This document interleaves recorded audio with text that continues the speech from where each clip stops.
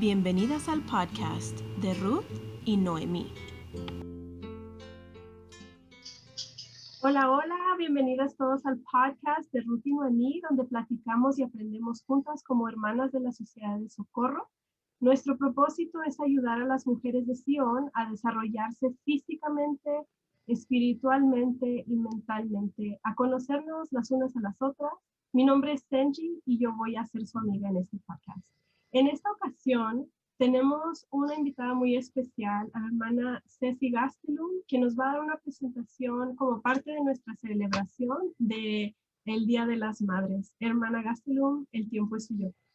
Muchas gracias por la invitación. Me da mucho gusto poder conocerlas a través de esta presentación y pues me pidieron que hablara del tema de las mujeres que han impactado mi vida o la vida de las personas durante este tiempo en la iglesia. Yo quise abarcar no solamente la iglesia, sino tal vez las mujeres que me han impactado a mí.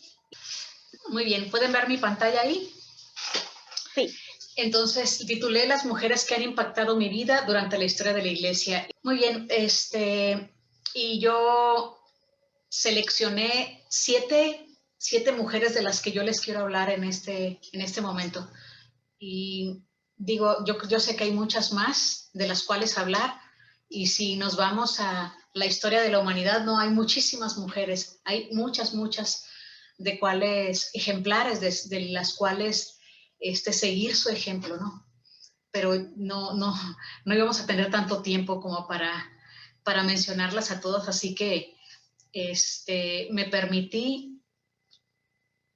hablar de estas en particular. Y en primer término yo puse a Eva y me fue muy difícil separar a Eva de Adán.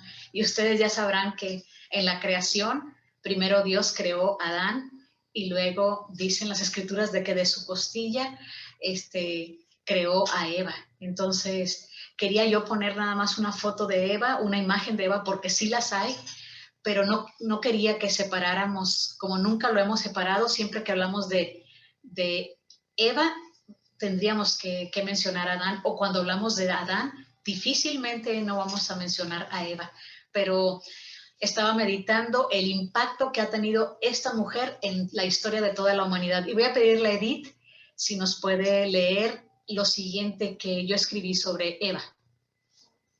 Claro que sí. Dice: para haber sido elegida como la primer mujer en este mundo, debió haber sido una gran mujer desde la preexistencia. Gracias a su gran ejemplo, aún seguimos hablando de ella. Muy bien, y gracias, Edith. Y qué responsabilidad tan grande debe haber tenido Eva, y qué privilegio también de haber sido elegida entre los millones de mujeres que vendrían a este mundo, elegirle el Padre Celestial a ella. Miriam, ¿por qué piensas que fue ella y no otra mujer? Bueno, es increíble lo que nuestra madre Eva hizo y lo inteligente que ella era, es en serio lo amorosa, ¿verdad? Ella fue una mujer maravillosa, así que estoy muy de acuerdo con usted, hermana. O sea, ella ha de haber sido un gran ejemplo para todas desde la preexistencia, para poder haber sido escogido como nuestra madre, y todo lo que ella hizo, los sacrificios, el haber aprendido a ser mamá de nada, el haber aprendido a conocer su cuerpo para poder a criar a sus bebitos, al aprendido a ser una esposa. O sea, es increíble, el increíble legado que nos ha dejado nuestra madre Eva. Sí, Miriam, pensaba mientras estabas hablando, dije, híjole, sí debe haber sido una gran responsabilidad, porque no había punto de comparación. O sea, no podía decir ella, yo lo voy a hacer o voy a hacer las cosas que vi a mi mamá hacer. O sea, porque no, ella fue la primera. Entonces, si nosotras a prueba de error estamos, o sea, cuando somos madres primerizas, siempre los hijos mayores siempre dicen, por lo menos mi hijo mayor siempre dice que yo fui más consecuente con Melody. Y entonces yo dije, ay, hijo, es que estaba aprendiendo, o sea, aprendí junto con él, pero yo ya tenía un punto de comparación, o sea, yo ya tenía a mi mamá y tenía muchas mujeres que yo había observado y que yo decía en mi juventud, cuando yo me case y tenga hijos, quiero ser como... Y yo creo que muchas de nosotras vimos en la iglesia o fuera de ella o tal vez en el trabajo, personas que queríamos igualar su ejemplo, ¿no? Y entonces sí pensaba en Eva que se la vio difícil si nosotras con tantos ejemplos todavía está como en tela de juicio si lo hice mejor yo o lo hizo mejor mi mamá. Y en el programa pasado, que estamos en el Día de las Madres, precisamente en el programa en vivo que tenemos, estaba diciendo, si me preguntaran a mí en este momento si yo eduqué mejor a mis hijos o mi mamá me educó mejor a mí, yo diría que mi mamá, sin tanta educación y preparación, nos educó mejor que como yo eduqué a mis hijos. Y digo que tampoco no me califico en cero, pero no sé a qué se debe. ¿Será que nosotros hicimos de las reglas algo mucho más flexible? Y entonces es por eso yo creo que me califico que mi mamá me educó mejor a mí que como yo eduqué a mis hijos. Pero bueno, eso sería ya una respuesta que tiene cada quien. Voy a hablar de la segunda mujer que ha impactado mi vida y ella es Saría. Aunque en algunas partes de la Biblia o algunas personas la mencionan como Sara, esta Saría a la que me refiero es la esposa de Abraham. Y digo, para mí es muy especial por algunas características que yo recuerdo y admiro de ella. Senji, por ejemplo, ¿tú qué recuerdas de Saría, la esposa de Abraham? Pues que ella por mucho tiempo no pudo tener hijos y fue pues muy, muy paciente con lo que el Señor tenía reservado para ella, nunca renegó y después tuvo la oportunidad de ser madre después de un largo tiempo de esperar, pues. Sí, hay algo que me impacta, muchas gracias, Senji. Estoy de acuerdo totalmente contigo. Y hay algo que me impacta de la vida de Saría, que a lo mejor yo no lo hubiera hecho. O sea, yo recuerdo que ella, al no poder tener hijos, dio a su esposo a sus criadas, porque ella quería que su esposo tuviera hijos. Entonces, no sé cuántas de nosotros ahorita, en esta época, tal vez de mi edad o a las más jóvenes, diríamos a nuestro esposo, bueno, como yo no te puedo dar hijos, entonces puedes tener hijos y no solamente tuvo con una, sino con una y otra más. Y entonces Abraham era papá de 1, 2, 3, 4, 5 hijos y Saría yo creo que perdió la esperanza de poder tener hijos. Yo creo que ella debe haber dicho, bueno, con que mi esposo y yo vea a los hijos de mi esposo, no sé, no puedo pensar qué pasaba por su mente, pero ella estuvo dispuesta a hacer eso y yo la primera vez que leí esa historia dije, yo haría lo mismo. O sea, yo compartiría, yo le diría a mi esposo, ok, tú puedes tener, si yo no puedo darte hijos, tú puedes tener. Y, y, y para muestra les diré que yo tengo 4 hermanos, 2 hermanas y 2 hermanos que no han podido tener hijos. Y no he visto que mis hermanas le hayan dicho a sus esposos, bueno, tú puedes tener hijos con la vecina o con X persona para que tú puedas ser papá. O sea, yo no he visto. Seguramente puede ser que en ese tiempo así se usaba o esa era la tradición, puede ser eso, o puede ser que a ella le haya nacido de su corazón eso. No, las escrituras no nos dicen con exactitud cuál fue la razón, pero yo creo que como a su esposo Abraham se le había profetizado que iba a ser padre de muchedumbre de gentes y ella ya estaba de 90 años y no podía darle un hijo, entonces yo creo que ella pensaba, ¿cómo se irá a cumplir esta profecía en mi esposo si yo no le he podido dar hijos? Entonces yo creo que ella se proyectó a través de él y ha de haber dicho, bueno, si yo no le puedo dar hijos, que pueda tener hijos con mis criadas. Y entonces esa fue la historia de Saría, y hay algo que escribí aquí que me gustaría que Janet, por favor, si pudieras leerlo. Esposa de Abraham, que engendró un hijo en su vejez y por poco sería sacrificado, y crió a un hijo, Jacob, que de él dependerían las 12 tribus de Israel. Imagínense, muchas gracias, Janet. Qué gran responsabilidad.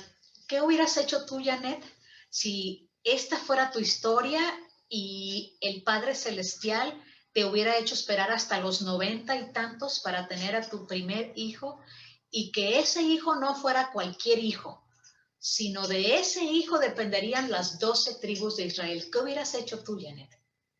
90 años. ¿Cuántos tienes? Bien poquitos. Tengo 31 ahorita. Te faltan 60 para llegar a esa edad. Y pues la verdad, o sea, yo pensando si eso fuera yo ahorita sería muy, ¿cómo se dice esa palabra? Egoísta de mi hijo. No querría que nada le pasara, porque pues si fuera mi primer hijo a la edad de ella, sería egoísta con mi hijo, pero al pensar en ese tiempo, en la fe que ella tuvo al esperar, al dejar a su esposo, o sea, también era parte de su rol como mamá, de ayudar a su hijo, bueno, pues si se tenía que pasar este sacrificio, era por obedecer a nuestro Padre Celestial. Entonces, sí, es lo que yo pienso. Muy bien, sí. Qué gran responsabilidad. Y ahorita que estabas platicando, recordé en mi mente las imágenes de alguna película que he visto de la iglesia y no de la iglesia, y pensé en el rostro de ella justamente cuando muy de mañana Abraham, que ya también estaba muy grande, sale con este hijo que no era un jovencito, que este Jacob, que después su nombre fue cambiado a Israel, este Jacob tampoco era un niñito, y entonces salen en la mañana para Abraham ya sabía lo que iba a pasar, pero el hijo no sabía, y la mamá cuando lo despidió a los dos no sabía. Si no, seguramente nosotras, si Abraham fuera nuestro esposo y nos dijera, ok, me despido en esta mañana, ya nos vamos, mi hijo, tu único hijo y yo, ya nos vamos, y justamente voy a ir a sacrificarlo allá en la montaña. No, seguramente hubiéramos agarrado al hijo y le hubiera dicho, no, perdón, pero no te lo llevas, o sea, llévate otros, tú tienes otros hijos, pero este es mi único hijo. Entonces, qué bueno que no se lo dijo. Y me pongo en su lugar, porque qué bueno que ella no lo sabía en esa mañana. Y si ella estaba de acuerdo en obedecer la voluntad del Padre Celestial a través de su esposo Abraham, yo creo que ella hubiera pasado, antes de despedirlo, horas llorando con él, antes de despedirlo, de saber que le iba a pasar eso. Afortunadamente era una prueba de fe. Estaba catalizando Dios desde el cielo a este gran hombre, a este gran profeta que se llamaba Abraham, a ver hasta dónde estaba dispuesto a obedecer a Dios. Y lo llevó hasta el límite. Esa es alguna de las maneras que yo he identificado que Dios trabaja.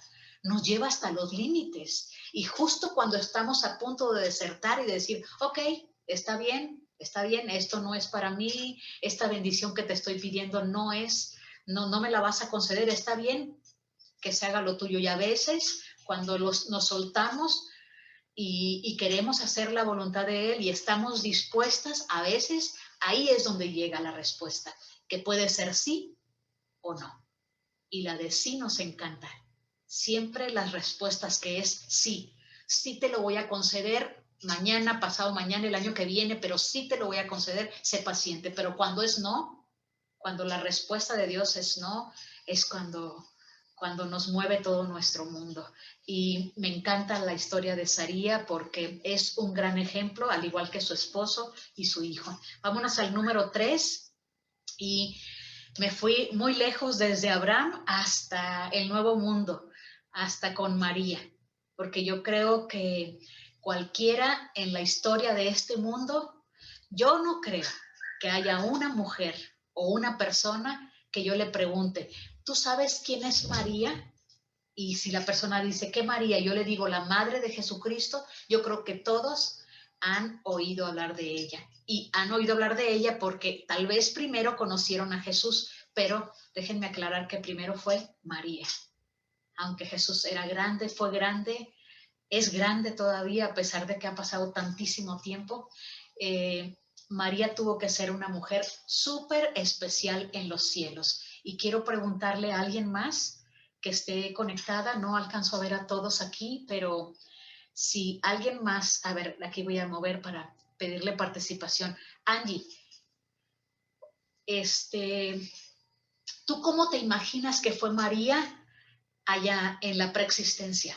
Yo sé que no lo recordamos porque pasamos por el velo, pero seguramente todos la conocimos a ella, porque era una mujer ejemplar desde los cielos. ¿Tú cómo te la imaginas?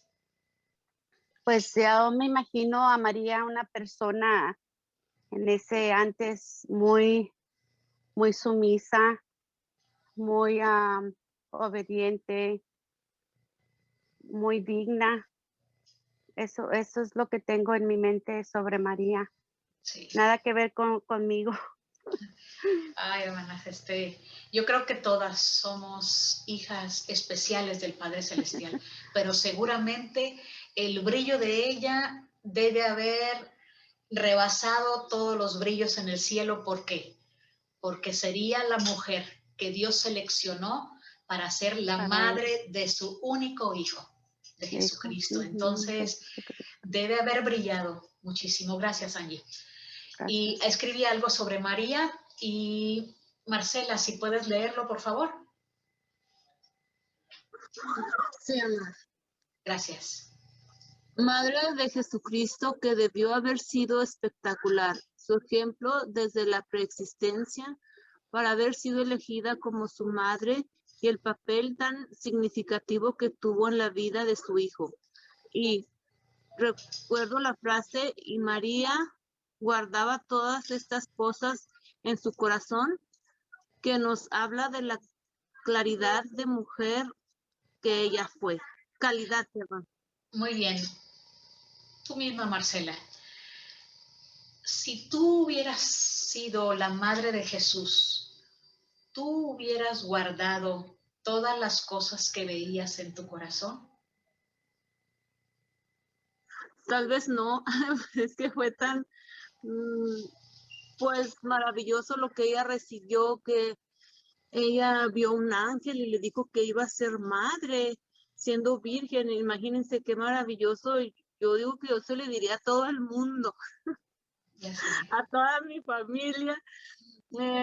Pero dice que, bueno, dice aquí que ella se guardó todo para sí, pero era muy prudente y muy sabia. Y aparte, me imagino que ella se le dio pues esa asignación de que no lo dijera, era muy discreta y obediente. Sí, sí, dijo usted que era prudente y era discreta. Yo creo que tenemos muchos ejemplos que Dios nos ha puesto cerca de nosotros para que podamos igualar. Y he escuchado a muchas personas, bueno, no muchas, pero algunas personas que yo he conocido durante mi vida me han dicho, no, mira, es que yo soy así. Yo soy así porque mi mamá es así, porque mi abuelita es así. Y entonces vamos por la vida justificándonos, justificando tal vez los detalles en nuestra vida que debemos pulir y cambiar. Y esta cosa de María, estas aptitudes o cualidades de María, pues fueron dadas a conocer y están ahí en los libros, estas historias, porque Dios fue tan sabio y su amor es tan grande que quiere que sigamos esos ejemplos. No quiere que llegamos con Él y digamos, pues, ¿de qué otra manera iba a ser Dios? Pues yo no vi ningún buen ejemplo. No podemos decirle eso, porque va a decir, ¿cómo no? Puse muchos ejemplos a tu alrededor para que tú pudieras cambiar las cosas que no te gustaban. Y hay cosas que no nos gustan de nosotros mismos. Cuando yo era muy niña pensaba que a los grandes ya no debían de llamar la atención, porque los grandes ya habían aprendido tanto, que ya eran buenos para todo. Eran buenos todos, buenos espiritualmente hablando. En la iglesia ya no tenían que decirle, lee las escrituras, paga tu diezmo, yo decía, cuando yo llegue a esa edad, ya mi mamá, o sea, ya no voy a vivir con mi mamá y mi mamá no va a batallar conmigo en cualquier aspecto. Yo pensaba eso, en mi mente de niña yo veía tanta perfección en los adultos. Ahora que soy grande, sé que nos cuesta trabajo algunas cosas y a veces nos tardamos. Y nos tardamos solo porque no tomamos la determinación de decir, bueno, si María era prudente y era sabia y guardaba algunas cosas en su corazón, digo, ahí está el ejemplo. Y bueno, ni hablar del carácter, ¿no? De ella y de las que le antecedieron como Eva y también como Saría. Yo creo que su carácter, si no fue todo lo que ellas quisieron, con el tiempo se fue puliendo. Que nos sirva a nosotros eso de ejemplo. Ir puliendo lo que no nos gusta. Está bien, decía el Elder Holland, porque todos los que vivimos en esta tierra estamos rotos de algún lado. Entonces a nosotros nos compete ir surciendo todas esas roturas, ¿verdad? Para que cuando lleguemos con Dios, llegamos más completos. Y bueno, ya no me voy a tardar tanto con María porque duraríamos mucho tiempo hablando de ella y de algunos detalles que a mí me encantan de ella. Vamos con la número 4 para mí y ya me fui desde María, ya me aventé como unos 1800 años, 1000 no sé cuántos, ¿no? 1800, porque esta mujer de la que les quiero hablar se llama Lucy Mack Smith y yo creo que ustedes la identifican perfecto y es la madre del profeta José, la madre del profeta José Smith. Y quise mencionar, porque he leído acerca de ella en el libro de Santos. Hay un libro también que ustedes lo pueden encontrar en la biblioteca del Evangelio. Si se van a la historia de la iglesia, hay un libro que se llama Desde el Púlpito. Y se trata de discursos que mencionaron personas muy importantes en los inicios de la iglesia, desde los inicios hasta nuestros días. Entonces, en ese libro, Desde el Púlpito, si ustedes van ahí, van a poder encontrar discursos que ella dio, muy memorables, muy sabios. Y entonces, cuando pienso en José Smith, no puedo dejar de pensar en su mamá. Y alguien, Gaby, por ejemplo, ¿qué nos puedes tú mencionar o cómo te imaginas que haya sido criado José Smith en el hogar de Lucy Mack Smith? ¿Cómo te la imaginas a ella? Yo me la imagino a ella muy valiente cuando leo en el libro de Santos que enfrentó a este hombre que estaba llevando la carreta de ella con todas sus pertenencias y con sus hijos pequeños y que estaba abusando de su hijo José porque no podía caminar y lo baja de la carreta para que camine. Y ella ver el dolor de su hijo caminando y ver todo este abuso y pacientemente esperar, pero enfrentarse a un hombre con un arma y en una taberna, no, debe haber sido una mujer sumamente valiente. Y también recuerdo de ella cuando están viajando en el barco, que van, no me acuerdo a qué lugar, y que está el hielo congelado y que no permite avanzar al barco y ella les dice que si hacen oración y le piden al Padre, el Padre va a romper ese hielo. Y todos oran y se rompe el hielo. A mí me gusta mucho la historia de las mujeres desde Eva hasta todo.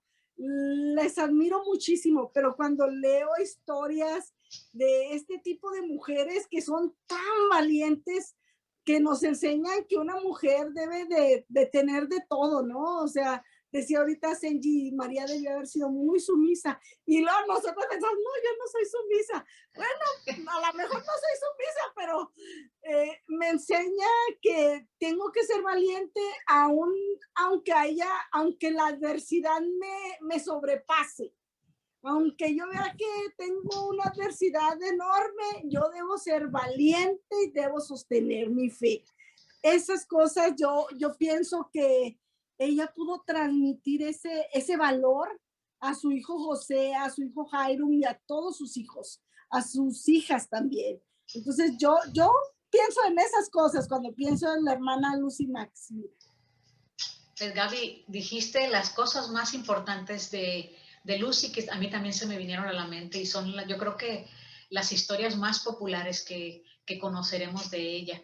Y seguramente, si José Smith desde pequeño leía la Biblia, es porque vio a sus padres.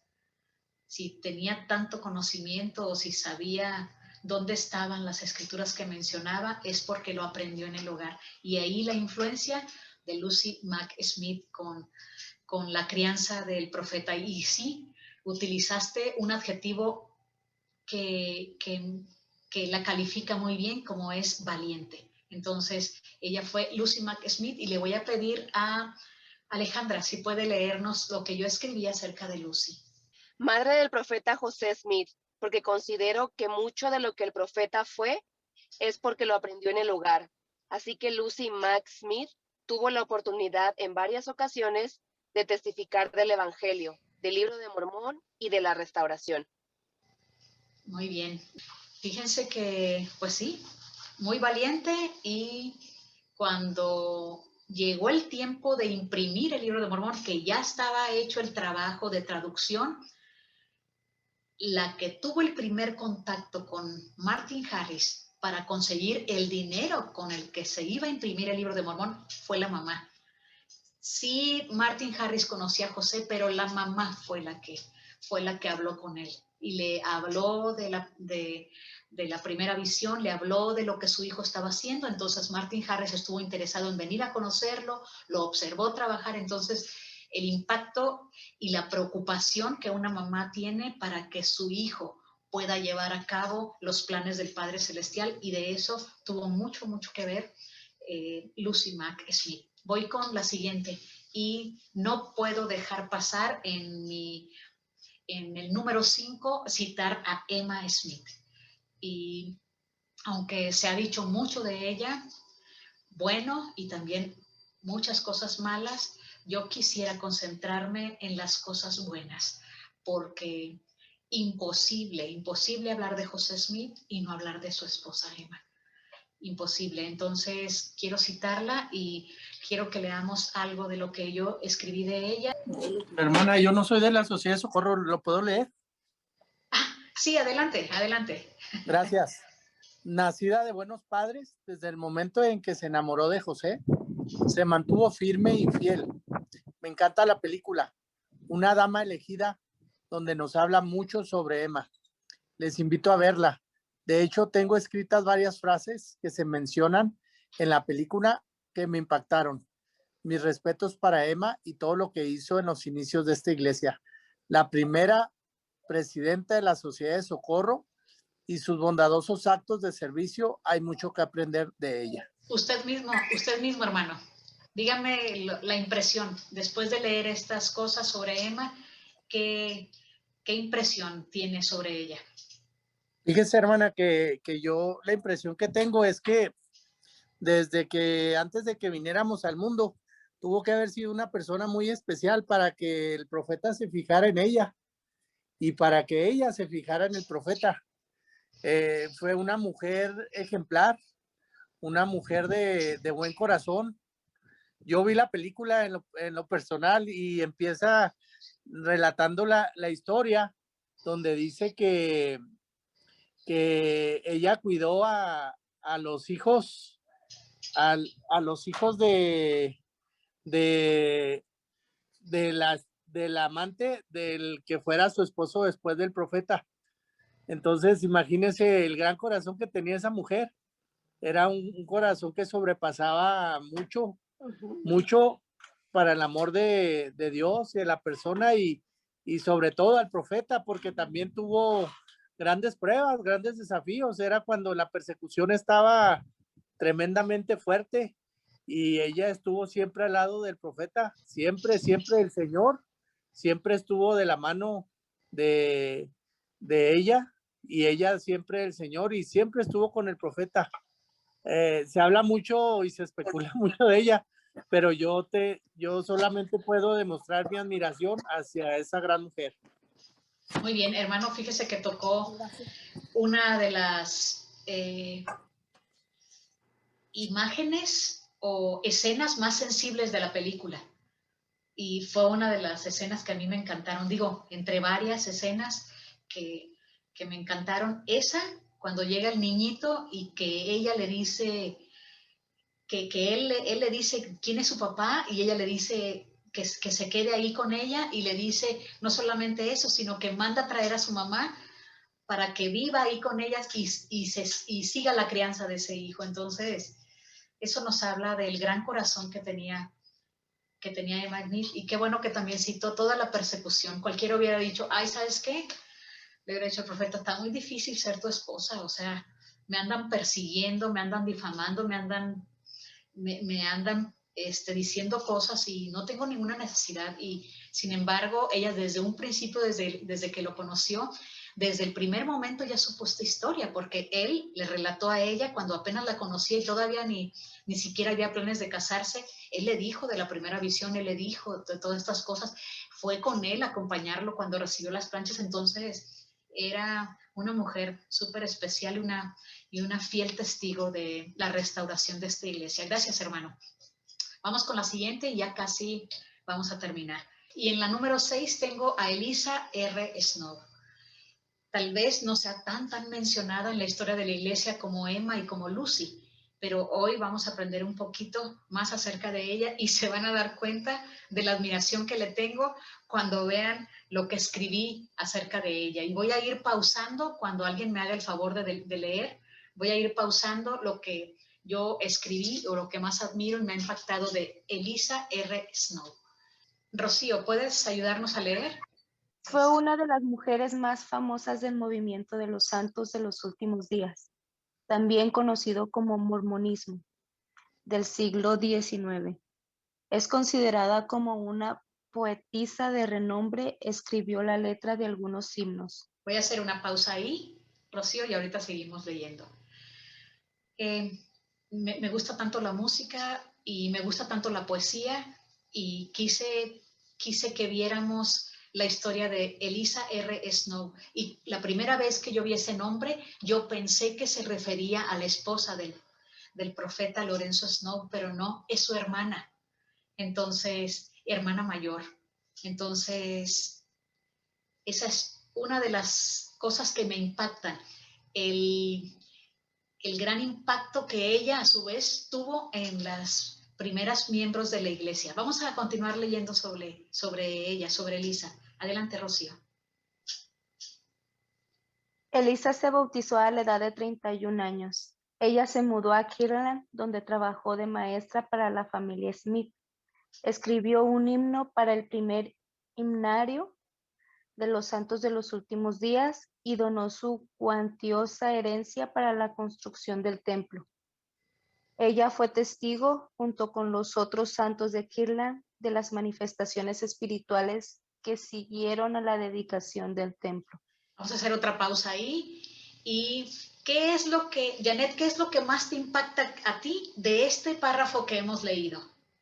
Pues de las manifestaciones espirituales que ella pudo ver, que ella pudo sentir y que pudo testificar de eso. Muy bien, gracias, Janet. Y Miriam, dice ahí que ella donó su cuantiosa herencia. Yo no quiero imaginarme con el signo de pesos cuántos ceros tenía hacia la derecha la cuantiosa herencia que ella pudo donar. Si tú hubieras sido ella, ¿qué hubieras hecho? A mí me llamó mucho la atención esto, hermana, porque si recordamos, los santos eran muy humildes, era gente muy humilde, había mucha necesidad en la iglesia y ellos donaban todo por cuando se llevó a cabo la construcción del templo. Entonces, yo no sabía, ahorita estoy aprendiendo que ella donó su herencia. O sea, eso para mí representa la fe y el testimonio tan grande que ella tenía. Y eso para mí es admirable. Muy bien, Miriam. Y precisamente a ella y a muchos de los primeros miembros de la iglesia les tocó vivir la ley de consagración, de la que se habla en Doctrina y Convenios 41. Y bueno, la ley de consagración significaba eso, que tú dabas lo que tenías a la iglesia. Y me acuerdo cuando me tocó dar la clase en Ben Sígueme, te lo cuento en 10, yo lancé una pregunta y hacía unos días antes yo había tenido en mis manos la escritura de una casa que tenemos en Los Mochis, Sinaloa, y no pude evitar recordar en ese momento a las personas que vivieron ese tiempo, y entonces yo misma me pregunté si esta es una propiedad que yo tengo. Y pensé en mi carro y pensé en las cosas que para mí, cosas materiales tal vez, pero que nos ayudan, porque ya tener una casa y un carro ya no es un lujo, ya es una necesidad, pero son propiedades que quedaron a mi nombre ahora que mi esposo falleció. Entonces yo me lancé a mí misma la pregunta, si yo hubiera vivido en ese tiempo, yo hubiera donado las cosas que tengo a la iglesia, y allí se queda la interrogante para todas, ¿no? ¿Qué tan desprendidas somos? Y al final yo decía que finalmente las cosas nos las da Dios para que hagamos buen uso. Y dice en el libro de Mormón, en segunda de Nefi, dice que, y lo mencionaba mucho el rey Benjamín y también Jacob, decía que en qué medida espera Dios que compartamos. Bueno, en la medida que tengas. Los que tengan mucho den, Dios espera que des más. Quiero hacer un paréntesis aquí. Y he aprendido a sentir mucha felicidad al dar. Creo que no he dado lo suficiente. O sea, creo que me falta dar más. Pero me encanta ver los rostros de las personas cuando les das. Yo creo que ese es el mejor pago para mí, ¿no? El rostro de las personas, y qué feliz puedes hacer a la gente cuando compartes lo que tienes. Y entonces decía el rey Benjamín, y también lo mencionó el profeta Jacob, que Dios espera que demos en la medida que tengamos. Quien tenga poco, pues va a dar poco, pero va a dar. O sea, no podemos decir, no, bueno, yo no doy porque no tengo. Si hasta los mendigos, los que piden en la calle dinero, los que están ahí tirados en el suelo, tienen algo, aunque sea una moneda.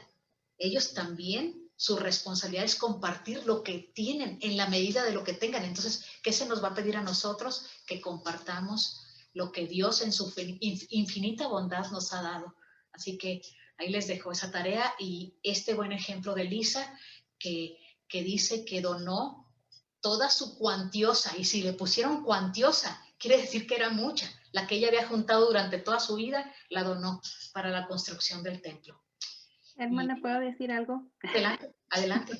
Sí. Ahorita que leí esto, siento que mi corazón va a salir de mi pecho.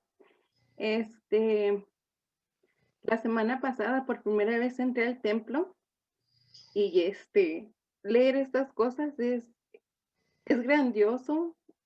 Nunca, es hermoso el templo, es inexplicable, es tan lindo, pero saber qué gente da lo poco, lo mucho que tiene para el beneficio de las demás personas es grandioso. Me hace sentir, como dijo, que tal vez yo no estoy siendo generosa lo suficiente. Mis diezmos, sí pago mis diezmos, pero voy a trabajar en mi ofrenda de ayuno, y porque sé que el gozo que yo sentí, ella sabía que personas iban a tener ese mismo gozo, iban a tener ese mismo beneficio de un templo, o si ella puede ayudar a las demás personas. Y ahorita que lo leí, de verdad siento que mi corazón va a salir de mi pecho de agradecimiento. Y no la conozco, obvio, fue muchísimos años, pero siento un amor por ella y un agradecimiento grande. Muy bien, muchas gracias. Decía la Madre Teresa de Calcuta que muchas veces el presidente Monson la citó en algún discurso. Dar, pero ¿cuánto decía? Decía la Madre Teresa, dar hasta que te duela. Porque la cultura tal vez en México es dar lo que ya no ocupas, lo que te sobre. Pero no debiera ser así. No debiera ser así. Deberíamos dar hasta lo que traes puesto si a alguien lo necesita. Claro, por supuesto, que tú tengas otra pieza más, otra ropa más, pero ese es un gran ejemplo. Y vamos a terminar de leer, Rocío, por favor, la última parte de esto que escribí de ella. Era conocida como la poetisa de Sion. Escribió más de 500 poemas en los que plasmó la historia y las creencias de los santos. Muchos de sus poemas se convirtieron en himnos populares que cantaron los pioneros alrededor de las fogatas, en salones de reuniones y en templos. Su poesía sirvió para presentar importantes enseñanzas de José Smith. Entonces, más de 500 poemas, toda una vida escribiendo, yo creo. Y en los inicios de la iglesia, en la Sociedad de Socorro, cuando ella sirvió en la presidencia de la Ciudad de Socorro, dice que siempre llevó una historia de todo lo que sucedía. Entonces escribía, amaba escribir. Hay un buen ejemplo también para nosotros, para escribir. Alguien estará interesado después de que nosotros nos vayamos de este mundo, estará muy interesado en conocernos. Entonces, vale la pena que escribamos. Así que las invito también a que puedan escribir su propia historia. Hermana Gastelum, ¿puedo comentar algo Adelante. rapidito? Sí, Ella sirvió como secretaria de Emma Smith, inclusive sirvió ella como presidenta de la Sociedad de Socorro eventualmente por muchos años, pero una de las cosas que hizo la hermana Elisa, que a mí en lo personal me impresiona en su historia, es que ella llevaba récord de todas las juntas que se hacían en la Sociedad de Socorro, de todas las reuniones que se hacían en las conferencias, y gracias a los récords que la hermana hizo, podemos tener un registro de cómo empezaron los inicios de la iglesia y cómo se organizó, y dice que los récords de ella eran tan exactos, era tan inspirada la hermana y tan organizada, que ella fue un ejemplo para todas las mujeres, los inicios de la iglesia, para el progreso de las mujeres. Gracias. Gracias, Miriam. Muy buen dato ese.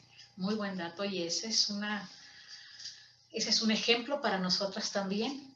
Las que todavía no se animan a escribir, escriban. Es bueno escribir, es bueno llevar un registro, un diario, o si estás sirviendo en una asignación, en un llamamiento en la iglesia, es muy bueno.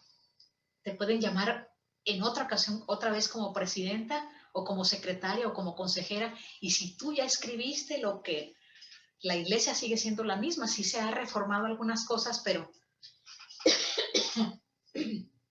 perdón, ese mismo libro, ese mismo registro nos puede ayudar a nosotras mismas si tan solo nos tomamos ese tiempo de escribir. Y al final quiero decirles algo en cuanto a mi experiencia de escribir. Voy a pasar ya a la última y no podía terminar esta charla sin mencionar a ella. Y no sé si cuántos la conocen, no sé si sea tan popular, pero en mi casa la conocemos muy bien. Es mi mamá, se llama Sara. Dice que no le gusta que le llamen Sara, se le hace un nombre muy fuerte y entonces la gran mayoría de las personas que la conocen le dicen Sarita. Tiene 88 y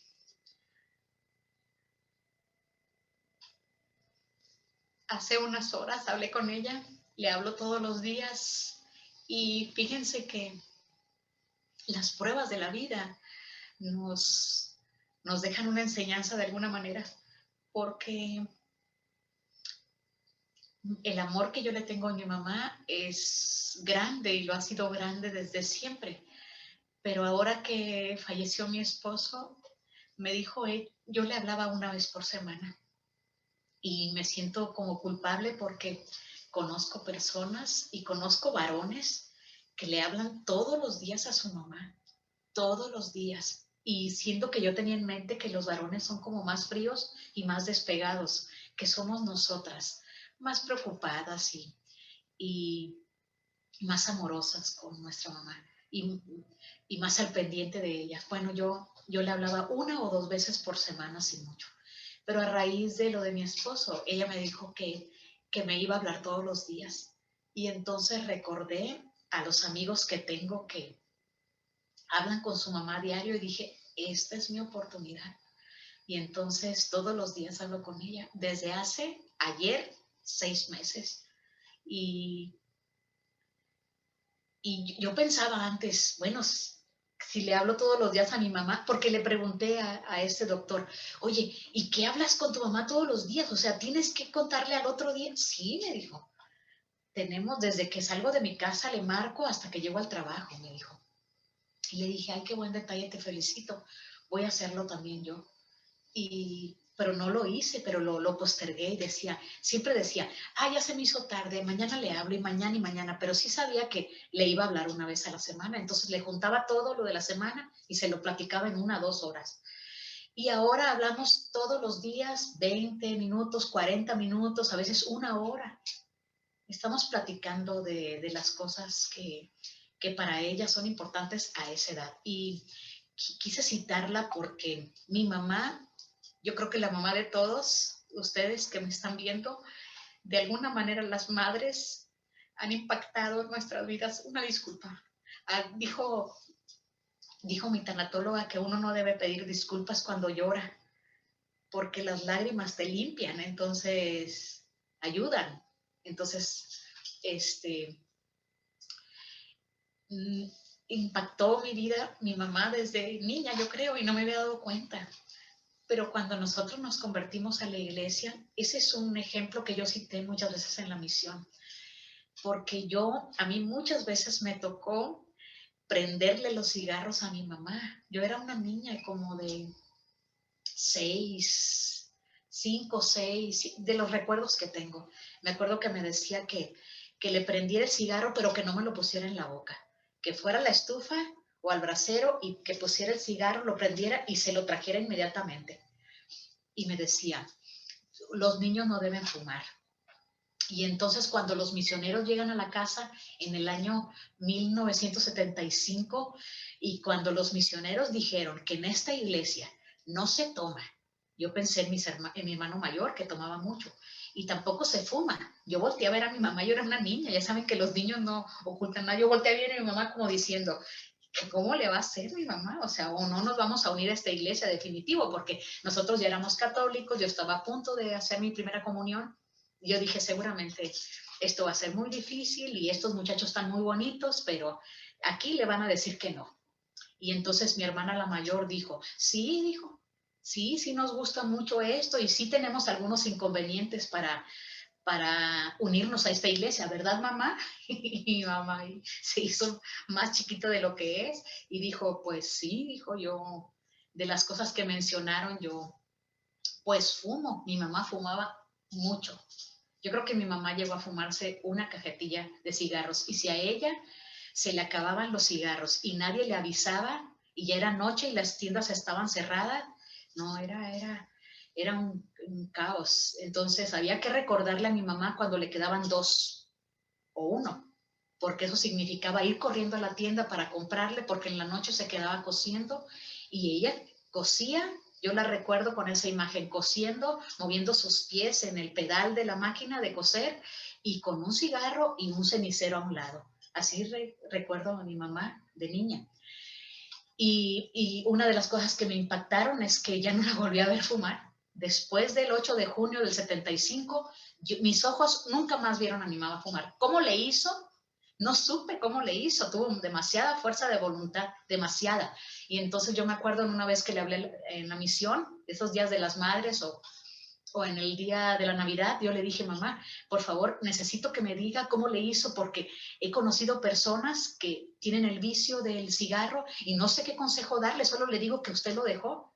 Y entonces me dijo, fuerza de voluntad, querer hacerlo, querer dejar algo que sabes que te hace daño. Entonces, yo sé que no con todas las personas pasa lo mismo, porque no todos somos iguales, y debemos ser muy pacientes con las personas que se unen a nuestra iglesia y vienen arrastrando vicios ya muy arraigados. Tenemos que ser muy pacientes, porque en la iglesia nos queremos alejar de los que huelen a cigarro o de los que huelen a alcohol, porque nuestro olfato lo percibe. Pero ¿a qué huele el que no va al templo? No huele a nada, y sin embargo está a un lado de nosotros. ¿A qué huele el que no diezma?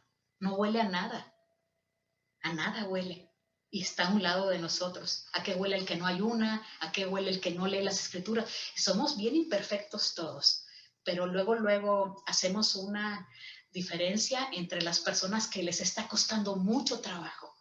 Mucho trabajo. Seamos pacientes con ese tipo de personas, seamos pacientes, tolerantes, quisiera mencionar yo. Y entonces vi a mi mamá que de la noche a la mañana pudo. Entonces ella ha impactado mi vida y la sigue impactando hoy en día, porque si le hablo a las 8 de la noche, yo sé lo que está haciendo. Está leyendo las escrituras. Y ustedes van a decir, ¿para qué las lee? Porque no se está uniendo a las clases de Zoom. No le van a preguntar. No tiene ninguna necesidad. Entonces, ¿para qué lee? Yo no le voy a preguntar, mamá, ¿no leíste ahora? ¿Por qué no leíste? No le voy a decir nada, pero lee. Y no lee como leemos los de mi generación. Lee de los de la generación del profeta, de esos que tienen los libros canónicos, la leona a un lado, el lápiz y una libreta. O sea, todo ese kit para leer. Lo que ahora en un iPad o en un celular ya nada más subrayas ahí en automático, ella lee con todas estas cosas a sus 88. Entonces es un impacto para mí, es un buen ejemplo para mí. Y decía en el programa pasado yo que cómo yo puedo pagarle a mi mamá el gran ejemplo que me ha dado. Y la única cosa que se me ha ocurrido hacer es que les dije que no voy a hacer nada que la haga sufrir o que la haga llorar. Lo único que me queda a esta edad es hacerla feliz. Entonces, todo lo que platico, todo lo que le digo, todo lo que convivimos, aunque sea por teléfono, nunca va a ser con la intención de traerle un sufrimiento, sino de hacerla feliz. Y dice ella ahí en la foto que ella sonríe porque sabe que nos van a mostrar la foto. Esta foto yo se la tomé hace como 1 año y medio o 2, 1 año y medio yo creo, como 2 años. Y dice que antes no se usaba eso, que te tomaran fotos y que te pidieran que sonrías. Hoy en día el fotógrafo, si la mayoría no están sonriendo, no la toma hasta que sonrían y ya todo el mundo está sonriendo. Pero dice que antes esas cosas no se usaban. O sea, te tomaban la foto y te la tomaban y tú como quisieras salir, pero difícilmente la gente salía sonriendo. Y siempre dice, ay, ya van a subir cosas mías o fotos mías, como que ellas no son de esta generación, ni yo misma, ni soy de la edad de la tecnología. Yo tuve que adaptarme a la tecnología, pero cuando le dije que le voy a tomar esa foto y a un lado no se ve, pero está una de sus mejores amigas que vive por la misma calle de mi casa, de la casa de mi mamá, y les dije, les voy a tomar una foto y las dos sonrieron. Y me encanta saber que nosotras, como hijas, podemos ser motivo para que nuestras madres sigan sonriendo y sigamos venerando todo lo que han hecho. Les debemos mucho y yo una vez, solo para terminar, quiero agregar que en la crianza de mis hijos y conforme los hijos fueron creciendo, yo esperaba como mamá que mis hijos se comportaran como yo me comporto con mi mamá en el trato y quiero decirles que tengo buenos hijos. Y yo esperaba de alguna manera que me regresaran lo que yo les daba. Y entonces entendí algo. Después de esperar eso de ellos, entendí que mis hijos no me van a amar. No me van a amar como yo quiero que me amen. Con toda la extensión de la palabra, porque ese amor, adivinen qué, lo están guardando para sus propios hijos. Ese amor así desbordante, ese amor indescriptible, o ese amor, ¿cómo se llama la palabra cuando incondicional? Ese amor sin condiciones que les tenemos, ese lo están guardando mis hijos para sus hijos. Entonces, en la medida que ellos me puedan amar, está bien. Estoy agradecida con Dios por el privilegio de ser mamá. Yo creo que es de las mejores cosas que me han pasado en este mundo. No fácil, no es fácil. Digo que es una de las mejores cosas, pero digo que ha sido de retos, que ha sido de estira y afloje, que ha sido de aprender junto con ellos. Y si me dijeran a mí que si me gustaría regresar en el tiempo, como lo dijo el elder Uchtdorf, si me gustaría regresar en el tiempo, sí me gustaría. Y muchas personas dicen, si yo regresara en el tiempo, volvería a hacer las cosas igual. Y yo quiero agregar algo. Si a mí se me diera la oportunidad de regresar en el tiempo y volver a ser hija y volver a ser mamá, no lo haría igual, lo haría mejor. Yo creo que siempre hay algo bueno, hay algo mejor que pudimos hacer como hijos, como hermanos, y también hay algo mejor que pudimos hacer como mamás. Así que esforcémonos mientras tengamos vida de hacerlo mejor y de no estar esperando que nuestros hijos nos regresen todo el amor que como madres les estamos dando, porque ese amor lo están guardando para sus propios hijos. Es amor incondicional, como el que mi mamá tiene por mí y como el que yo tengo por mis hijos. Y quiero compartirles esto y lo hago en el nombre de Jesucristo. Amén. Amén. Amén. Muchas gracias, hermana Gastelum. Estuvo muy hermosa su presentación. Desde Eva, Saría, María, la mamá del profeta Smith, Emma Smith, Elisa Arsnow y su mamá, y esto me hizo recordar a mi propia madre. Y en esta ocasión no pudo estar aquí con nosotros, pero mamá, te quiero decir que te amo. Gracias. Y hermanas, este podcast es para todas las madres, está dedicado a todas ustedes, está dedicado porque las acciones que tomamos nosotros como madres repercuten a través de muchas generaciones. Entonces nos toca hacer lo mejor que podamos y bueno, en esta ocasión quisiera pedirle a nuestra presidenta de la Sociedad de Socorro que nos compartiera algunas palabras. Hermana Vázquez. Gracias. Muchas gracias, hermana Gastelum. Ha sido un honor tenerla y escuchar sus palabras y ver en la pantalla, conocer a su mami. Muy bonita. Y estoy muy agradecida. Yo hoy quiero unir mi testimonio al suyo de la bendición de ser mujer, ¿verdad? La bendición de ser madre en estos últimos días. En mi bendición patriarcal me habla de que voy a tener durante el transcurso de mi vida muchos llamamientos y me dice el Señor que nunca dude en aceptar ningún llamamiento porque ángeles celestiales me prepararon para que yo pueda cumplir con todas las asignaciones que se me otorguen en este mundo. Pero me dice algo bien especial, me dice que el llamamiento más sagrado que yo voy a experimentar en toda mi vida es la maternidad. Y dice que yo voy a sentir el amor de Dios a través de mis hijos. Y sí, puedo testificar de esto. Para mí ha sido un honor ser mamá de cuatro espíritus muy especiales y la verdad es que es grandioso ser mujer, es maravilloso ser hija, ser esposa, ser madre, ser hermana. Y para mí ha sido un honor también ser su presidenta de la Sociedad de Socorro para ustedes, hermanas. Muchas gracias. Y celebramos este mes como el mes del Día de las Madres, ¿verdad? Pero esperemos celebrarnos todos los días de nuestra vida, hermanas. Todos los días. Porque el Señor ha confiado en nosotras para mandarnos esos espíritus tan especiales. El Señor ha confiado en nosotras para llevar a cabo su obra en la tierra y el Señor nos ama y lo podemos sentir en todo. Así que muchas gracias, hermanas. Muchas gracias, las amo mucho. Gracias. Bueno, esto ha sido todo por hoy. En este capítulo, la hermana Ceci Gastelum nos dio una presentación sobre 7 personas importantes que han influenciado su vida. Gracias, hermana Gastelum. Ha sido muy bonita su presentación.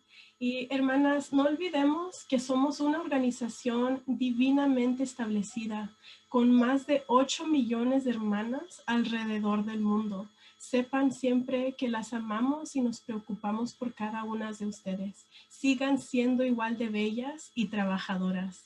Adiós. Bye.